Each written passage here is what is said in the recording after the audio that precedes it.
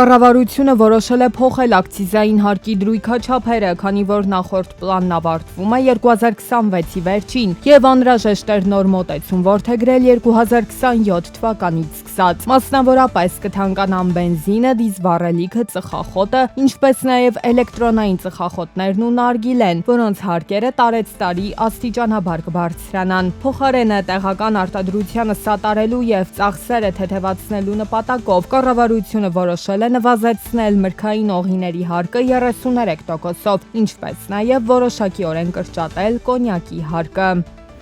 Ադրբեջանի տարածքով տարանցմամբ Ռուսաստանից Հայաստան կկատարվի հերթական մատակարարումը։ Բալաջարի կայարանից կուղարկվի 7 վագոն ընդհանուր 490 տոննա ցորենով բեռ։ Մինչ այժմ Ռուսաստանից Հայաստան Ադրբեջանի տարածքով տեղափոխվել է ավելի քան 29,000 տոննա հացահատիկ, ավելի քան 6,000 տոննա պարարտանյութ, 133 տոննա ալյումին եւ 68 տոննա հնդկացորեն, ինչպես նաեւ Հայաստան է արտահանվել ավելի քան 12,000 տոննա դիզելային վառելիք։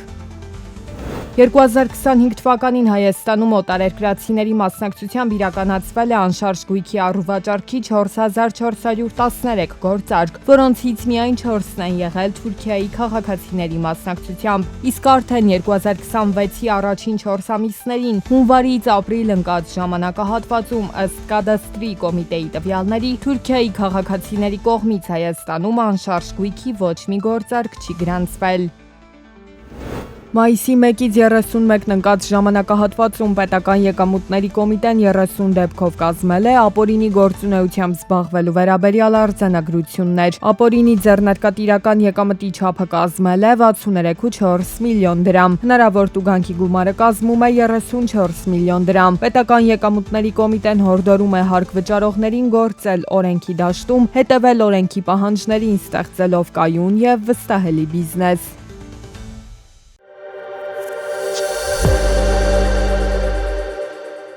Եթե Փարիզը չչեղարկի թվային հարկը ամերիկյան տեխնոլոգիական ընկերությունների նկատմամբ, Թրամփը սպառնում է 100%-անոց մաքսատուրքեր սահմանել ֆրանսիական գինիների եւ շամպայնի վրա։ Թրամփը նշել է, որ ուղղակիորեն հնչեցրել է այս նախազգուշացումը Մակրոնին, պահանջելով նրանից չեղարկել տեխնոլոգիական ընկերությունների վրա սահմանված 3%-անոց հարկը։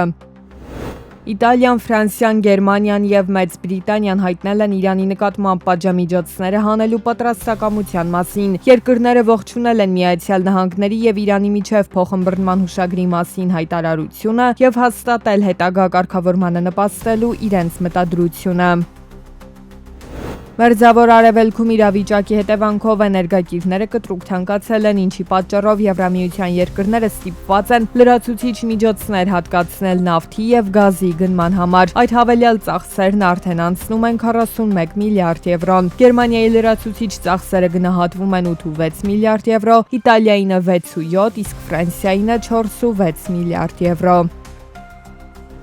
Եվրոպան նոր սահմանափակումներ է դնում օտարերկրյա ներդրումների համար։ Պարտադիր ստուգման տակ են հայտնվում ոչ միայն երրորդ երկրներից եկող ուղղակի ներդրումները, այլև Եվրամիության ներսում գործող այն ընկերությունների գործարքները, որոնք ուղղակիորեն կամ անուղղակիորեն վերահսկվում են երրորդ երկրների ներդրողների կողմից։ Այսպիսով Բրյուսելը փակում է այն տարածված մեխանիզմը, երբ օտարերկրյա կապիտալը եվրոպական շուկա էր մտնում Կիպրոսում, Լյուքսեմբուրգում կամ այլ երկրներում գրանցված միջանկյալ ընկերությունների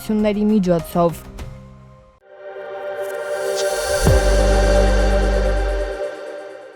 14 միլիարդ 531 միլիոն դոլար։ Սա 2025 թվականի վերջի դրությամբ Հայաստանի Հանրապետության պետական պարտքի ընդհանուր ցուցանիշն է, որը դրամային արտահայտությամբ կազմել է 5 տրիլիոն 541 միլիարդ դրամ։ Ուշագրավ է, որ պետական պարտքի կառուցվածքում շարունակում է ընդլայնվել դրամային եւ ներքին պարտքի տեսակարար կշիռը։ Մասնավորապես ներքին պարտքի համամասնությունը նախորդ տարվա 52%-ից աճել է, հասնելով 53%։ Ֆինանսական շուկայում տոկոսադրույքների բարձր մակարդակով պայմանավորված արձանագրվել է նաև միջնաժամկետ պարտքի շարունակական աճ։ Այս համատեքստում ֆինանսների նախարարը հերքում է հնչողային քննադատությունները, թե կառավարությունը պարբերաբար նոր պարտքային միջոցներ է ներգրավում ընթացիկ բյուջետային ծախսերը հոգալու համար։ Վերջին 5 տարիների ընթացքում բացի նրանից, որ մեր պարտքն հարաբերակցությունն նվազել, Նաև մեծացել է դրամային պարտքի կշիռը, ինչը էապես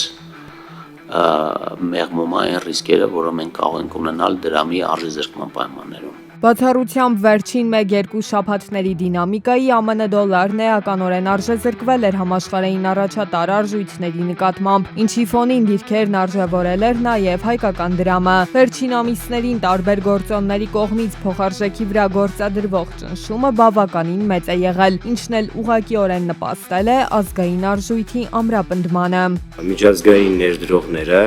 որոնք ոչ միայն մեր արտաքին դոլարային պարտքն են առնում, այլև լոկալ արժեթղթերն են առնում դրամով արտահայտված ու արդեն իրենց տեսակարար կշիռը մեր ներքին դրամային պարտատոմսերի մեջ 10% է հասել։ Որոնք շատ մեծ գումարներ են եղել ու վերջին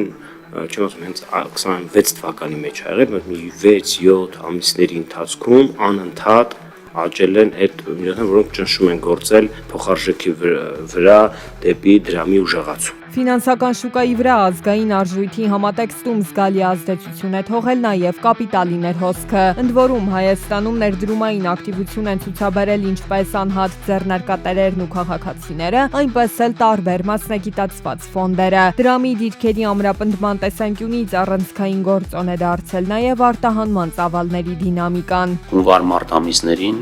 ապրանքների արտահանումը ունեցել է 4.5% աճ, իսկ ինչը շատ ավելի կարևոր է, հայկական ծագման ապրանքների արտահանումը ունեցել է 36.9% աճ։